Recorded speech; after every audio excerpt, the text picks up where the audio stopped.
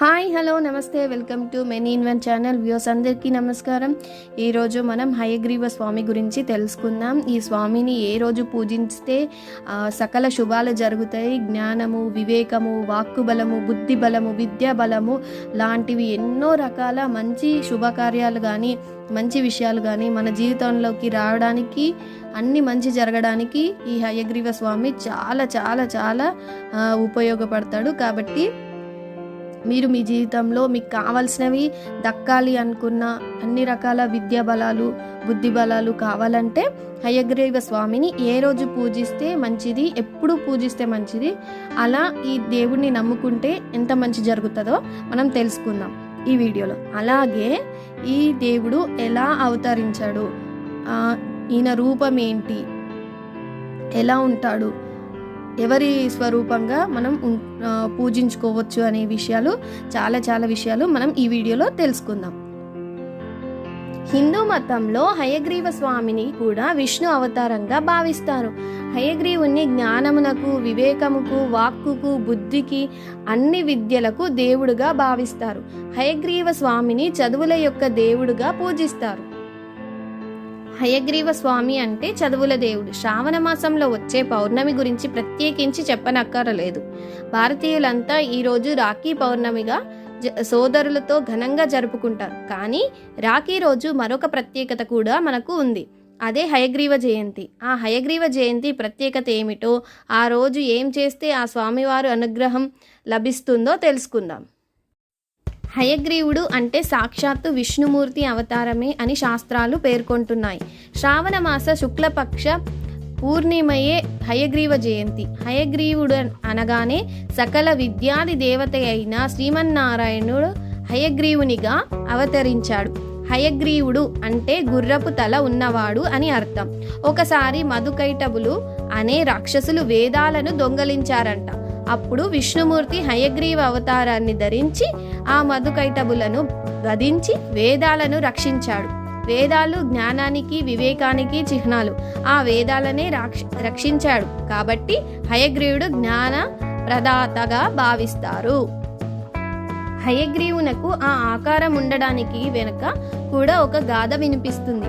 వేదపహారియే అయినా రాక్షసుని సంహరించే వేదాలను ఉద్ధరించిన వాడని మనకు తెలుస్తుంది. శ్రీ మహావిష్ణువు యొక్క అవతారాలలో 10 అవతారాలు మాత్రం దశావతారాలుగా ప్రసిద్ధికెక్కినప్పటికీ మహాభాగవతంలో 20కి పైగా అవతారాలు పేర్కొనబడినాయి.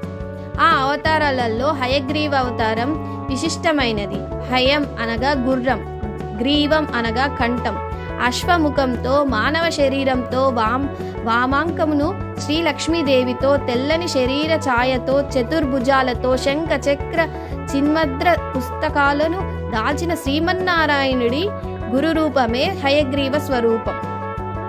శ్రావణ పూర్ణిమ రోజు హయగ్రీవుని విశేషంగా పూజించాలి.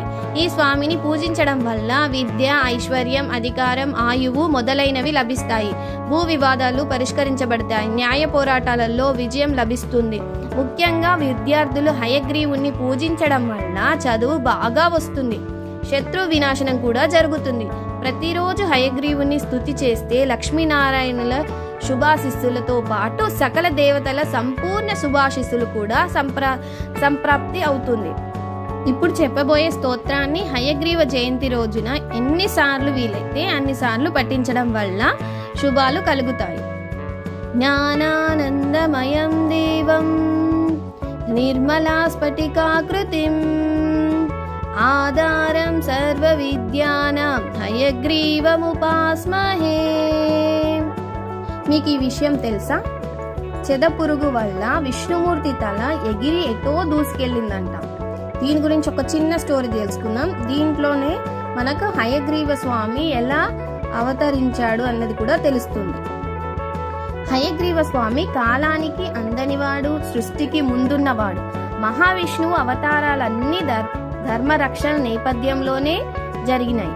పూర్వం విచిత్రంగా హయగ్రీవుడు అనే పేరున్న ఒక రాక్షసుడు కూడా ఉండేవాడు.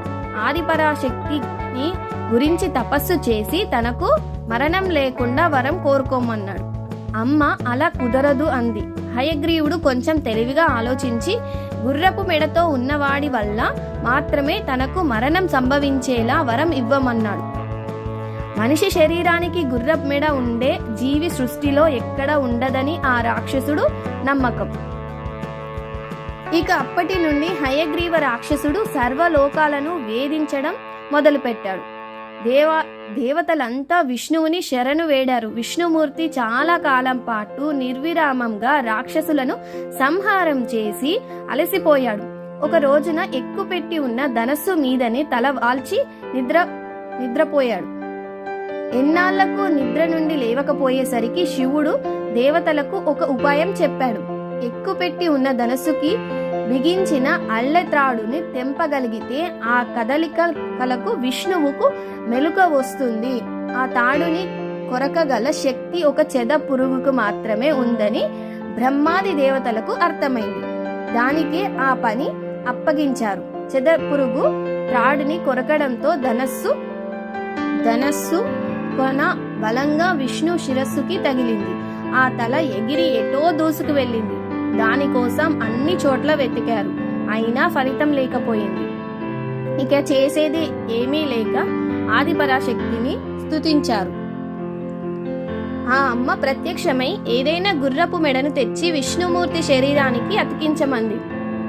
దేవతలు శిరసా వహించారు. అలా హయగ్రీవ స్వామి అవతారం మొదలైంది. రాక్షస సంహారం కూడా జరిగింది. దేవతలంతా ఆ స్వామిని వేద మంత్రాలతో స్తుతించారు. ఇది జరిగింది శ్రావణ పూర్ణిమ నాడు. అప్పటి నుండి హయగ్రీవ జయంతిని జరుపుకోవడం ఆచారంగా వస్తుంది. అందుకే హయగ్రీవ ఉపాసన చేసిన హయగ్రీవ జయంతి నాడు ఆ స్వామిని స్మరించిన జ్ఞానానందలు కలిగి సంతోషంగా ఉంటారని పురాణాలు చెబుతున్నాయి. హయగ్రీవ స్వామి ఆలయాలు. హయగ్రీవ స్వామి ఆలయాలు భారతదేశం అంతటా అనేక ప్రదేశాలలో ఉన్నాయి. హైదరాబాద్కి అతి సమీపంలో ఉన్న యాదాద్రిలో లక్ష్మీ నరసింహ స్వామి వారి ఆలయంకు అతి సమీపంలో ఉన్న వంగపల్లి అనే గ్రామం దగ్గర శ్రీ లక్ష్మీ హయగ్రీవ ఆలయం ఉంది. ఈ ఆలయంలో ప్రతి నెల శ్రావణ నక్షత్రం రోజు విద్య కొరకు పిల్లలకు తేనెతో నాలికపై బీజాక్షరాలు వేస్తారు. ఆ రోజు విశేష పూజలు జరుగుతాయి. ఈ బీజాక్షరాలు ఎవరైనా వేసుకోవచ్చును, కానీ మగవారైతే పంచ కట్టుకోవాలి, ఆడవారు చీర కట్టుకొని వెళ్లాల్సి ఉంటుంది. హయగ్రీవ స్వామి పూజకు కావాల్సిన వస్తువులు: హయగ్రీవునికి తెలుపు రంగు పూలు, యాలుకలతో చేసిన మాల, గుగ్గిల నైవేద్యం చాలా ఇష్టమని చెబుతారు. ఇవన్నీ మనకు అందుబాటులో ఉండేవి కాబట్టి వాటిని ఆయనకు అర్పించి ఆయన అనుగ్రహాన్ని పొందే ప్రయత్నం చెయ్యాలి. అన్నవరం శ్రీ వెంకటేశ్వర సత్యనారాయణ స్వామి సన్నిధిలో సత్యనారాయణ వ్రత కథ చెప్పే పండితులు ఈ క్రింది మంత్రాన్ని చదివి కథను మొదలు పెడతారు. హయగ్రీవ హయగ్రీవ హయగ్రీవేతి వాదినాం నరం ముష్యంతి పాపాని దరిద్రమివ యోషితః.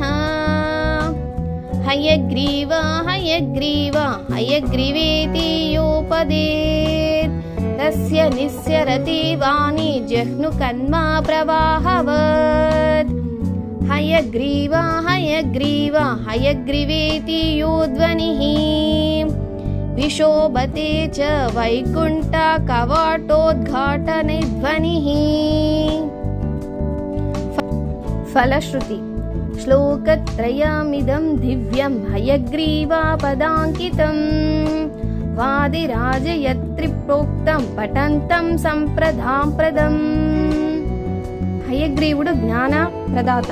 అందుకే చాలా మంది హయగ్రీవ జయంతి నాడు శుభప్రదంగా భావించి ఆ రోజున అక్షరాభ్యాసం కూడా చేసుకుంటారు. ఆ రోజు ఆయనని ఆరాధించడం వల్ల సకల విద్యలు అద్భుతాలు జరుగుతాయని ప్రజలు నమ్ముతుంటారు. ఇక హయగ్రీవుడు లక్ష్మీపతి కాబట్టి ఆయనను ఆరాధన వల్ల సిరి సంపదలకు కూడా లోటు లేకుండా ఉంటాయి. చదువుకునే విద్యార్థులు ప్రత్యేకించి ఈ హయగ్రీవ జయంతి రోజున ఆయనను ఆరాధించి మీ మనోభిష్టాలన్నిటినీ నెరవేర్చుకోండి. సర్వే జన సుఖినో భవంతు. ఈ వీడియో కనుక మీకు నచ్చినట్టయితే please like, share and subscribe my channel for more updates. Thank you.